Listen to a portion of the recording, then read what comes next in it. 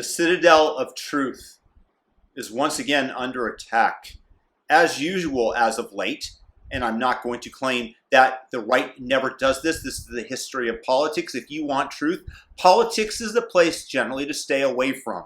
But it seems that the attacks are more and more brazen. Once again, AOC, who has no affinity for the truth unless it's on her side, in which case she's lied so frequently, I'm not even sure that she could shake hands with the truth without it slipping out of her grimy, greasy fingers. In this case, when Texas went cold and the infrastructure went kaput, she stated, due to the fact that there were so many power outages and so many people were without power, she states the infrastructure failures in Texas are quite literally what happens when you don't pursue a Green New Deal. Emphasis on the don't. So once again, we have stupid or liar. In her case, it's probably a little bit of both. I'm not sure that you can distinguish at this point. Look, the fact is that the green energy, which I'm in favor of if it would work, believe me, I don't want fossil fuels being dug up when we can use the power of the sun to power ourselves, to power the grid, to power the world. That would be ideal. Unfortunately, in this case, it's just ain't so. Sun and wind were the ones that predominantly went down. And yes, natural gas, because it hadn't been weatherized for such extreme cold that Texas rarely, if ever, feels, also had its problems. But it's not because it was that the lack of the pursuit of the Green New Deal. No, it's imagine if you had had 100% solar, 100% wind, you would have had zero electricity because the demands of the grid are ever present, and unfortunately wind and solar generally produce when the least amount of electrons are needed in order to power the state of Texas and anywhere else on the planet. This is a generality, of course.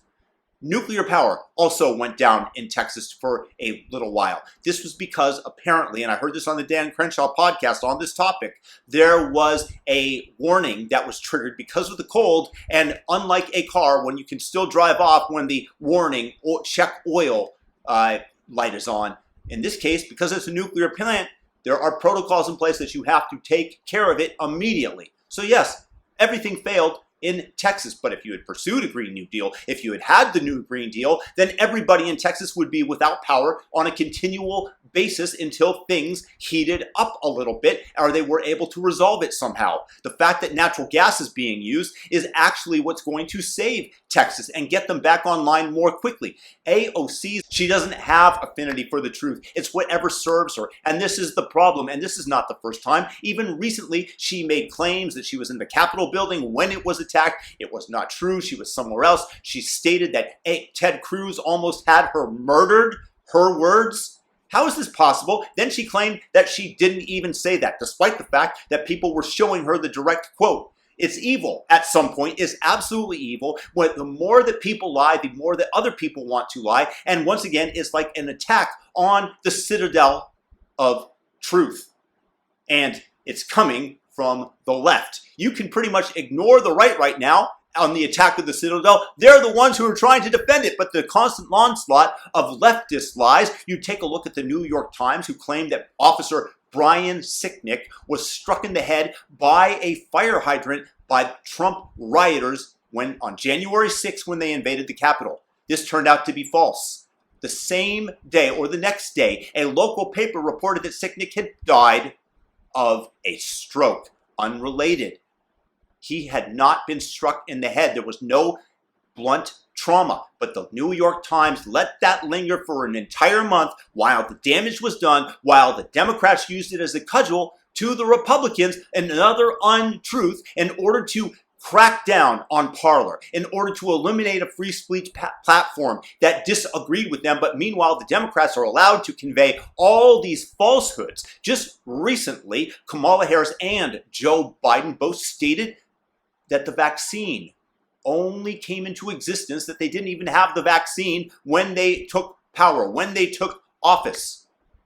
This is an outright lie. Joe Biden was inoculated in December, and the second time on January 11th before he was inaugurated.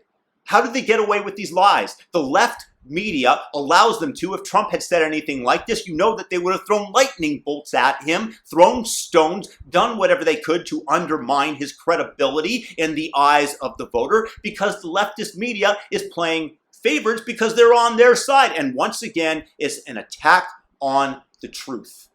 And this is the problem that we have as a nation going forward. It's not that politicians lie. It's not that they have their own bent, that they want to convey their message and frame it in their way. When things are outright lies, like what Kamala Harris stated, like the New York Times, like AOC on a continual basis, we eventually begin to lose faith in those leading our government. Their assault on the truth has to stop, because otherwise we are just going to go down in flames as a nation. This is unfortunately the truth. My friend, who's incredibly intelligent, he works for Google, he's made a fortune in crypto, he started to evaluate his net worth not in dollars but in Bitcoin.